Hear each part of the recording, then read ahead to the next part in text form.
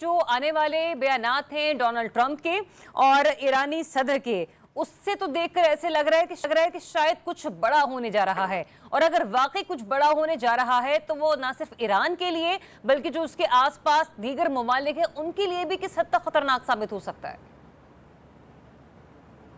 جی بہت شکریہ. اس میں کوئی شک نہیں کہ مشرق وسطیٰ کی صورتحال جو ہے وہ کافی خراب ہے. اس میں بہت انسرٹینٹیز ہیں. ہر کوئی یہ سوچ رہا ہے آگے جا کے کیا ہوگا. اور جس طرح سے اسرائیل کو شے حاصل ہے نہ صرف امریکہ کی، جیسے آپ نے خود کہا ہے، G7 ممالک اور دنیا کے بڑے ممالک کی، یہ بہت بدقسمتی کی بات ہے. ایک ایسا ملک جس نے دنیا میں دہشت پھیلائی ہو، جس کے اوپر مرضی چڑھ دوڑے، جو 70,000 سے زیادہ بے گناہ معصوم فلسطینیوں کا قاتل ہو، اور وہ ایران کے اوپر جارحانہ حملہ کرے. الٹا ایران کو یہ کہا جا رہا ہے کہ وہ عدم استحکام کا باعث ہے، یا ایران کو لوگ الزام اٹھا رہے ہیں، بالخصوص یہ جو بڑے ممالک ہیں. اور انتہائی انفارچونیٹ ہے. اصل میں بات وہی ہے جی، طاقت کی دنیا جو طاقتور ہے سب اسی کے ساتھ کھڑے ہوتے ہیں. ایران کی ڈیفینیٹلی کچھ غلطیاں اپنی بھی ہیں، اس میں کوئی شک نہیں ہے. اپنے پراکسیز کو اس طریقے سے آگے سپورٹ کرنے کے بجائے.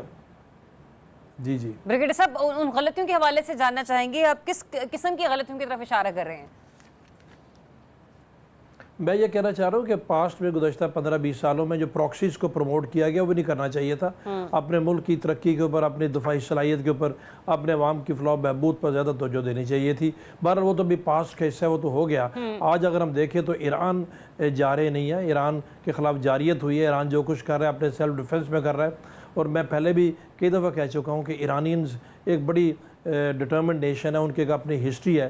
وہ اس طریقے سے کبھی بھی سرنڈر نہیں کریں گے. اگر کوئی یہ سمجھتا ہے کہ ان کو اس طرح سے بامبنگ کر کے، ان کو ان کے شہروں کی تباہی کر کے ان کو سرنڈر میں مجبور کر دیں گے تو وہ نہیں ہونے والا. یہ جنگ یا ایرانینز دوسروں سے ڈیفرنٹ ہے.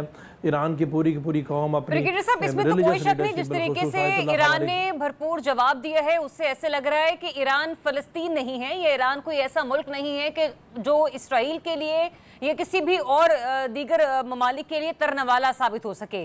لیکن جیسے کہ میں نے پہلے بھی عرض کی، میں ڈونلڈ ٹرمپ کا یہاں پہ بیان آپ کے سامنے رکھ دیتی ہوں. انہوں نے کہا کہ ہم جنگ بندی سے بہتر کی تلاش میں ہیں جو کہ جنگ کا خاتمہ ہوگی. تو آپ ڈونلڈ ٹرمپ کی اس بیان کو کیسے دیکھ رہے ہیں، وہ بھی اس تناظر میں کہ جب انہوں نے اپنے شہریوں کو بھی جو کہ امریکہ کے ہیں انہیں بھی اسرائیل چھوڑنے کے حوالے سے احکامات جو ہیں وہ جاری کر دیے ہیں، اور یہاں تک کہ ایرانی شہریوں کو تہران چھوڑنے کا مشورہ دیا ہے. وہ کہنا کیا چاہ رہے ہیں اپنی اسٹیٹمنٹ میں؟